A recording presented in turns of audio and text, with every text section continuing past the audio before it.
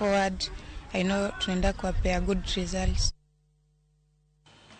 Team Secondar ma St. Mary's Yala jotugo mayowi matugo tuke adhula odhi nyime gi duoko makare tuke skunde sekondar tam mokwongo toklo team mar Tononoka gonde 5-1 e tukgi mar ariyo. E tuke mago kapu jotugo adek koni gi koni. Team no mar St. Mary's Yala bende ondiko duoko maber tok loyo team mar Lodwar points 21-5.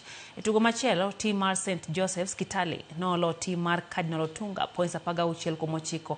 E kinde madagoreti bende nolo team mar Sabanli points 16-2. E tuke mag nyiri team mar Asumbi noloyo Buruburu points 12-9 ka Ndoloni nolware lwet Tigoi points 16-6.